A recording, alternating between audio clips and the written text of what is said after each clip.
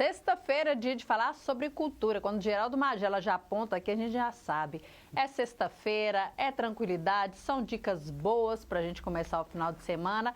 E hoje, claro, como não poderia deixar de ser, a gente vai dar mais uma explicação, uma aula, uma verdadeira aula, que é isso que o Geraldo Magela faz todas as sextas-feiras. Magela, muito obrigada mais uma vez pela sua presença aqui conosco. Bom dia, Raquel. Imagina, eu que agradeço a honra de sempre, né? E a alegria de estar aqui, aprendendo sempre um pouquinho, né? Porque a gente aprende todo o tempo uns com os outros, né? Aliás, Raquel, eu queria fazer uma reclamação, viu? Opa. Eu fiquei uns dias afastado aí, porque eu cheguei um dia aí atrasado, Fontana e o Maurício me deram uma suspensão, você acredita nisso? Me deram um balão, eu fiquei 3 semanas fora por isso, culpa deles, né? É rigoroso. É rigoroso. É brincadeira. Magela, mas você está de volta e a gente agradece muito, porque é sempre muito bom discutir assuntos pertinentes à nossa cultura, ao nosso conhecimento, ao que a gente precisa relembrar, refletir, colocar em prática. Hoje a gente tem uma dica aí, antes você quer fazer um adendo, né? Você quer fazer um preâmbulo antes da gente começar o assunto de fato? Verdade, Raquel. Antes de entrarmos no tema, né, que é o nosso tema proposto, eu penso que nós temos uma obrigação hoje. Nós não podemos deixar de mencionar mais 2 perdas, né? E mencionar com o coração doído, e doído de verdade. Perdemos recentemente, para ser mais exato, no mês passado, né, de novembro, o nosso querido Tremendão, né? Quem era o Tremendão? Era o amigo de fé, o irmão camarada, né? Erasmo Carlos, amigo do Roberto Carlos, que aí está com a Vanderlé, bem jovem, né? Na época da Jovem Guarda, o movimento que nós conhecemos, que a história conheceu como Jovem Guarda, né? Uhum. E nós temos ele aí nessa foto bem jovenzinho, e uma das últimas fotos dele, já não muito bem de saúde, que é a que nós estamos vendo aí. E, Raquel, olha, 1,93 m de pura ternura, emoção, romantismo, amor na sua supremacia maior. E o que eu acho curioso nas obras do Erasmo é que ele falava de amor, mas não de uma maneira piegas, de uma maneira melosa, né? Ele falava do amor de uma forma poética, bonita. Lembra daquela música, Sentado à Beira do Caminho? Eu acho linda. Eu ouço aquela canção 500 vezes. E, infelizmente, temos tido perdas, né, Raquel? A arte, a cultura, tivemos a perda do Erasmo e tivemos também, agora, no último dia 5, a perda da Kirstie Alley, né? Que foi a Tenente Saavik do filme Jornada nas Estrelas 2, A Ilha de Khan, que nós falamos algum tempo atrás, né? De 1982. Ela interpretou a Vulcana Saavik, que era uma espécie de consciência crítica do Spock, né?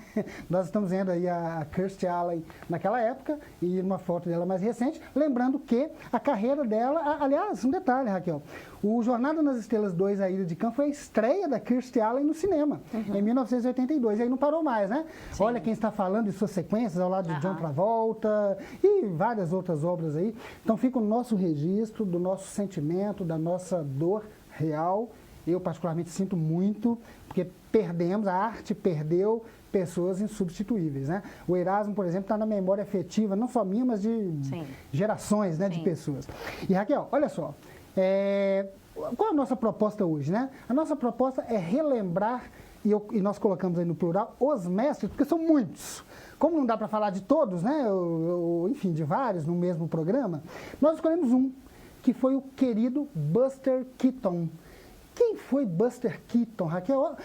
Se nós formos falar de forma mais estendida sobre a biografia do Keaton, nós vamos ficar 2 horas. Mas eu vou adiantar algumas coisinhas. Buster Keaton foi o principal concorrente de ninguém menos que Charlie Chaplin. Eles eram contemporâneos, né? O Keaton nasceu em 1895, nasceu no mesmo ano do Chaplin, né? E veja, produziu várias obras, foi o principal concorrente do Chaplin, e ele escolheu, Raquel, um estilo bem diferente, tá? Ele era aquilo que os produtores e críticos da época chamavam de o homem sem expressão. Ele escolheu um estilo que eu acho sensacional.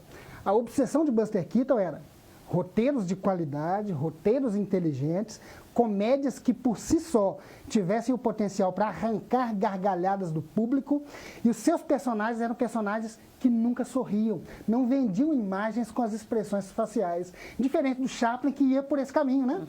O Chaplin explorava muito o expressionismo facial, a expressão. Não precisava fazer nada, né? A cara dele já falava. O Keaton é o contrário, né? O Keaton é o contrário. Raquel, as cenas do Chaplin, do personagem do Tramp, né? Do vagabundo, triste, te faziam chorar, né? Pela expressão dele. As cenas do vagabundo sorrindo, te faziam sorrir. As trapalhadas do vagabundo te faziam sorrir. O Keaton, o que te fazia dar gargalhada lá na década de 20, eram as situações absurdas que ele criava com as suas obras. E Raquel, olha só, tem uma obra do Keaton que eu acho magnânima, e eu escolhi essa, na minha opinião, é a melhor, no meu ponto de vista, que é The General, ou A General. E você me pergunta, mas A General? Você não está falando errado, não seria O General? Mas eu explico. A General era uma locomotiva que o personagem do Keaton, nessa obra de 1926, era apaixonado. Ele era apaixonado pela sua locomotiva. Essa história se ambienta na época da Guerra de Secessão americana, da Guerra Civil. Inclusive, quem for assistir vai perceber diversas críticas sociais na obra. Eu chamo a obra de uma obra de comédia, /aventura, /ação, /drama. Tem de tudo um pouquinho. É uma obra magnânima. Inclusive, eu costumo me referir a The General como o Velozes e Furiosos do cinema mudo, porém com uma carga histórica, sociológica, intelectual muito maior, porque o Velozes e Furiosos é um blockbuster, né? É mais ação. E a obra de Keaton tem ação, mas tem tudo uma carga dramática. E observe, vem a Guerra de Secessão, o personagem de Keaton era um engenheiro, né? Apaixonado por sua locomotiva. A sociedade de então, onde ele estava inserido, exigia que todos os homens fossem lutar na guerra contra os seus irmãos americanos do outro lado. Olha que loucura. Isso aí já por si só já é uma crítica, né? O personagem de Keaton se alista, mas é recusado porque, como tinha um conhecimento muito grande de engenharia, eles resolvem mantê-lo no trabalho como engenheiro, nas ferrovias, né?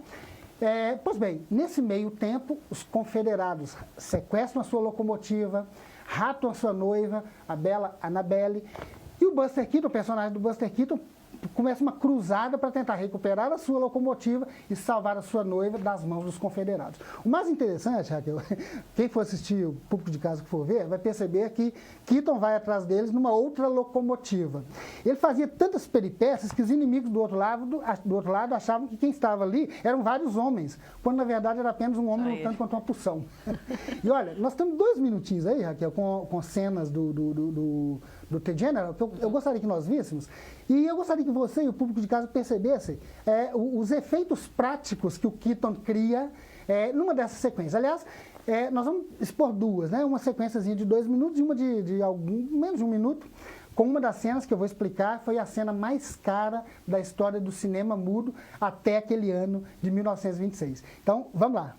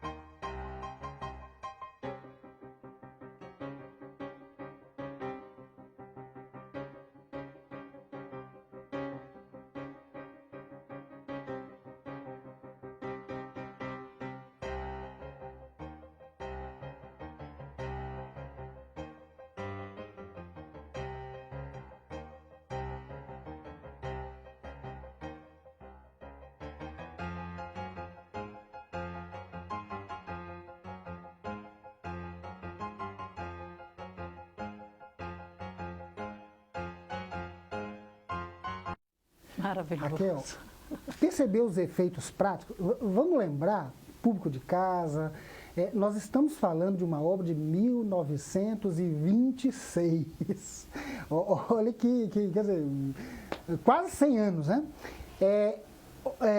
Aquela cena final que nós vimos da queda do trem na ponte foi a cena mais cara da história do cinema até aquele ano. Olha que curioso, a mais cara. E se você for pensar como é que foi fazer aquilo, porque não tinha como você criar um efeito especial, teve que derrubar o trem mesmo, no Rio, né? O efeito do vagão, os efeitos práticos dos inimigos jogando dormentes e o Keaton tendo que tirar do caminho para a sua locomotiva passar. Isso era coisa fantástica. O Buster Keaton, Raquel, ele teve uma dificuldade no final da década de 20 na transição para o cinema sonoro. A impressão que eu tenho, e isso é uma impressão, é que ele ficou um pouco assustado com a mudança, né? E olha só que curioso, o Keaton acabou abrindo mão da liderança criativa de suas obras e assinou um contrato com a Metro-Goldwyn-Mayer, que passou a deter o controle das suas obras. Aí a produtora já não era mais tão ousada quanto Keaton era, né? Isso prejudicou Keaton. E existiam cláusulas contratuais que impediam o Buster Keaton de usufruir dos dividendos das suas obras passadas. E o estúdio faturava. Olha que loucura. Eu não sei como que ele fez uma coisa dessas, né? Resultado, Raquel, o Keaton acabou na miséria, no alcoolismo, teve um divórcio, perdeu a família. E aí eu queria mencionar uma coisa interessante, que eu acho fantástica. Em 1952... o grande Charles Spencer Chaplin lança sua magnânima obra Luzes da Ribalta, que era uma obra que fala sobre recomeço, né? Afinal de contas, Raquel, vamos nos lembrar? O Chaplin havia cometido aquele grave pecado, né? Ficar idoso. Ficou idoso, começou a enfrentar as dificuldades. E o Luzes da Ribalta falava sobre alguém, que era Calveiro, o personagem de Chaplin, que estava nessa fase, querendo renascer, lutando contra a depressão. O que o Chaplin faz na vida pessoal? Ele convida o seu amigo, ex-concorrente, Buster Keaton, para integrar o elenco. O curioso, Raquel, é que a importância desse gesto do Chaplin foi sublime. Porque a partir daquela obra, o Keaton ressuscita. A partir daquele momento, o Buster Keaton volta às telas, não com o mesmo sucesso, não com a mesma projeção. Ele participou de séries, né? Twilight Zone, enfim, várias outras obras. E, olha só, aí nós estamos vendo Chaplin e Buster Keaton idosinhos, numa foto de Luzes da Ribalta. Ele, a partir desse momento, Raquel, ele volta ativa e ele vence a depressão. Ele morreu de câncer, né, em 1966, um pouco antes do Chaplin. Chaplin morreu na década de 70. E ele vence a depressão graças às mãos erguidas de um amigo ex-concorrente, que era concorrente, mas que não era inimigo, era amigo. Que teve um gesto, na minha concepção, extremamente nobre, louvável e que me faz admirar ainda mais a personalidade do Chaplin, né? Deu as mãos ao amigo e o resgatou. Olha, eu vou ser atrevido, o resgatou do túmulo, porque ele estava no túmulo. O resgatou do túmulo e fez com que ele tivesse mais alguns anos de vida. E olha, Raquel, só para a gente fechar, essa obra em específico, The General, ela é tão importante, e não sou eu que estou falando, não. Teve mais gente que comentou sobre a obra. Quer ver alguém que comentou sobre a obra A General, de 1926? Foi o nosso querido Orson Welles que disse isso aqui, olha só. Sobre o filme, né? A melhor comédia que já foi feita até aquele ano. O melhor filme sobre a Guerra Civil que já foi feito. E talvez o melhor filme que já foi feito. Você percebe que parece que há uma certa redundância, uma certa prolixidade na fala do Welles, mas a impressão que eu tenho é que ele quis reforçar a supremacia daquela obra na visão dele, lembrando que quem disse isso foi Orson Welles, o famoso Cidadão Kane, um dos melhores e maiores diretores de cinema da história. Então, Raquel, o nosso objetivo hoje é chamar a atenção, primeiro, para o fato de que um dia existiu um homem chamado Buster Keaton, que é considerado até hoje o segundo melhor comediante do planeta Terra, ficando atrás apenas de Chaplin. E, claro, o nosso incentivo, o nosso apelo, eu diria assim, a nossa conclamação, é que todos que estamos assistindo nesse momento pesquisem um pouco mais sobre quem foi Buster Keaton, assistam The General e avancem um pouquinho para conhecer esse que foi um dos arquitetos, dos artífices da arte, da cultura, da comédia, como nós conhecemos hoje, e que fez muita gente rir em seu tempo. É isso aí, essa aula, mais uma vez, Geraldo Magela conosco, falando um pouco mais sobre o cinema, sobre as artes que não morrem nunca. Magela, muito obrigada, a gente aguarda na semana que vem, se Deus quiser. Imagina, eu que agradeço pela honra, pelo privilégio, pela alegria, que é sempre estar aqui. Agradeço a você, deixo o meu abraço, o meu carinho, a você, toda a equipe da TV Câmara, a Deus por nos permitir estar aqui, né? E ao público generoso de Sete Lagoas e região, que nos agracia com o presente da sua audiência. Certo, muito obrigada. Informa Cidade também fica por aqui, a gente volta na segunda-feira. Ótimo final de semana, até lá!